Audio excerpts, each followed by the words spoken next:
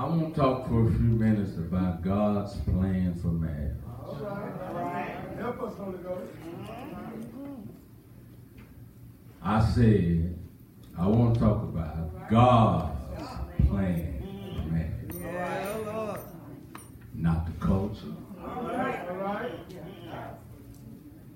Not society. Not America. Not amen. Not African Americanism. It's God's plan. God has His plan to secure and satisfy His sole model for this relationship and all other relationships. God has His plan. Yes, He does. Are you interested? Come on. Everybody just say amen. Amen. I take that some of y'all are interested, some of y'all are not. But Satan has done an insidious and masterful work on this relationship. Oh, Right. He has made it so chaotic and discongruent about something that God instituted. Yeah. True. God created. Yes, He did. And you know by now, everything God creates, Satan wants to usurp. Yeah. Yeah. Amen. Right. He's always at the extreme when it comes to the things of God. And don't you dare think this morning that he is not at the extreme as it relates to marriage. Yes. And what he has already foreordained, how it should develop, how it should receive its guidance, how it is to mature. Talking about the relationship. Yeah, Lord. How it is to manifest for the children that are to come. True. To see a God-given model that God has placed His stamp of approval on. Right. And in so doing, He knows what it takes to make it successful. Yes, He does. Yes, He does. In fact, God knows a whole lot better than the JOP. Oh, yeah. I said, God knows a whole lot better than any judge sitting on any bench. Yeah, you do.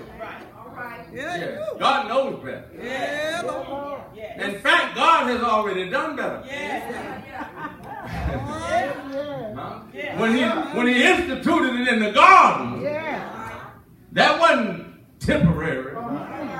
Tell it. That was for a permanent refuge. Right. That's why, in essence, an ex-husband or an ex-wife is an oxymoron. What do you mean? Why? Because God never intended for it to be some temporary arrangement between a man and a woman. All right. You're right. Notice I did say man. Yeah.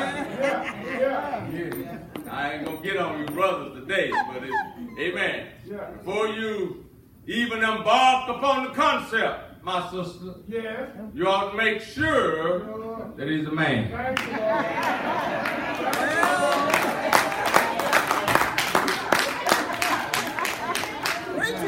Well, what I'm saying is, if he hadn't fully matured or grown up, you can't grow him up.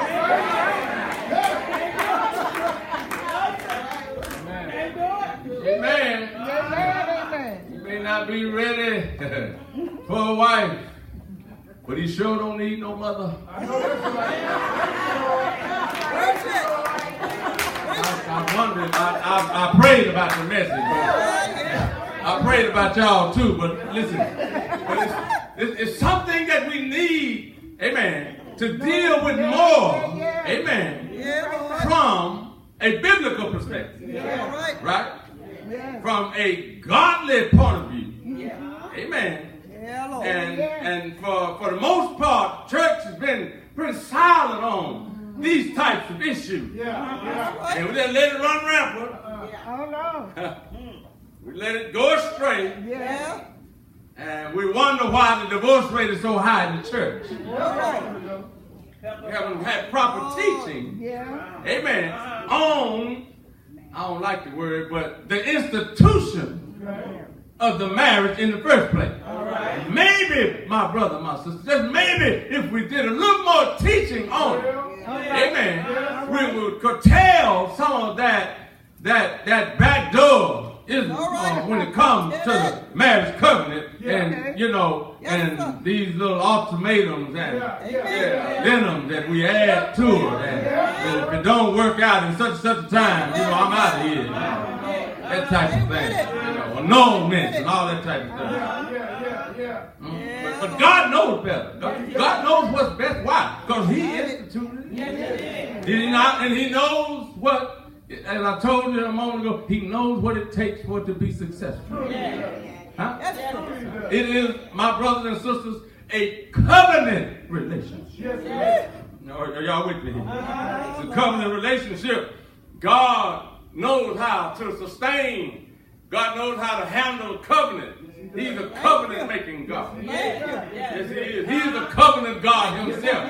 You and I are in covenant with Him. We got a big frame over here on the wall that has church covenant on it, right? It says it's a binding agreement. That's right. Huh? That God knows that once you go against what He has already established, amen, then the results, well, the consequences will be more than the average human being can handle.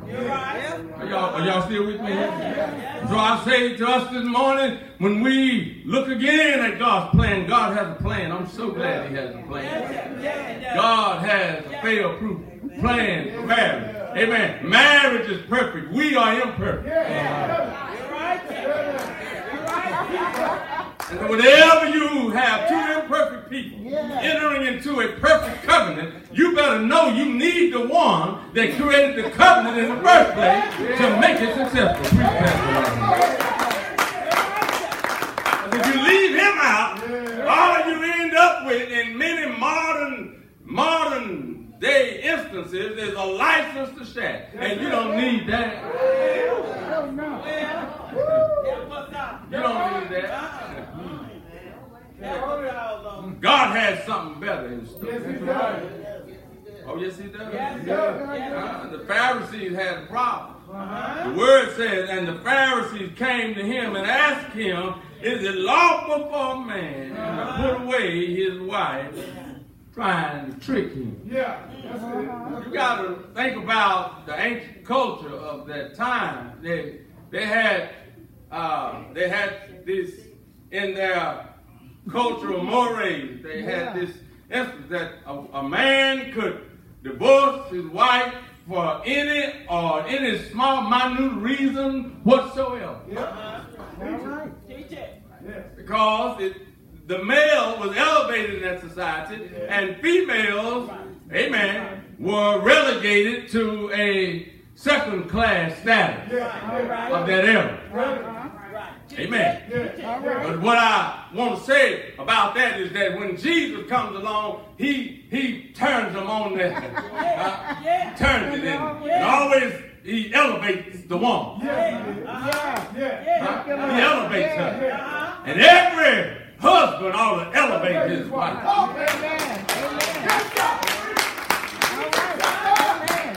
You ought to elevate her. She's not there. That's your job as the house band. To elevate her. That's part of it. That's why there has to be a man entering into that. Never send a boy to do a man job.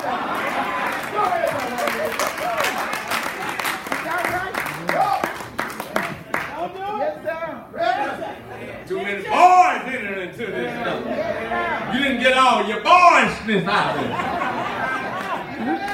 You didn't get all your playfulness out of it. You didn't get all your running around out of you. Yeah, you were lying before the preacher and God and the public when you said I do, and you know you did.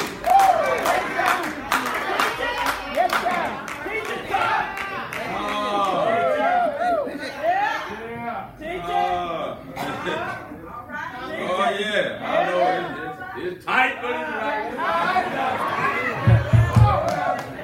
It's tight, but it's right.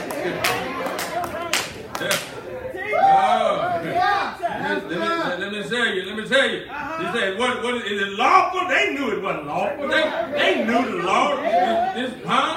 This traditional Pharisaic Jewish cult. Not cult, but they were a sect. I want to say cult, but y'all pray for me. They were a sect, and they specialized in certain aspects of the law, right? And traditions and rudiments that were there. That come from the Mosaic law. They understood what it meant, but they don't call themselves trying to trap Jesus.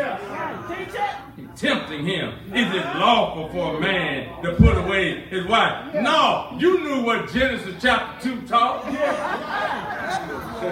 You already knew that.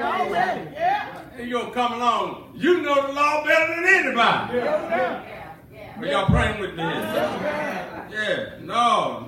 You can't. Don't try to turn the tables now. Listen, he's simply reminding us what's important. There's something we have to take into account, brothers and sisters. That man, that husband, for wanting to do away with that wife for any little flimsy, flippant reason, was not in accord with what God had instituted in Genesis chapter 2 verse, for a man to leave and cleave to his wife. Are y'all with me here? Yeah. But you understand also that whenever you place the physical delight before the commitment, I want you to read between the lines. All right. Am I clear enough for y'all? I don't need to go in there. I don't need to get, you feel me on that? When you deal with the physical delight before the commitment, you end up denigrating what the Lord had already instituted. You devalue it. Talking about the marriage. Oh yeah. You make it less than what the Lord intended for it to be. Nothing wrong with the physical delight. But you got to have the physical delight in its proper place and context. I wish I had a friend. Because when you don't have it in its proper context, amen, fire runs rampant. Yes, it does. All it takes is a spark. I grew up watching Smokey Bear commercials. Amen, don't play with matches. Telling y'all this morning, don't play with fire. But fire not only will warm you, it will burn you. Have I got a witness? Yeah. He's saying here, no. Listen, is it lawful? Is it lawful? No. You already know the answer. But you're trying to trick me. Go back and read Deuteronomy chapter 24. And it'll help you out with your Pharisaic mentality. Are y'all with me right there?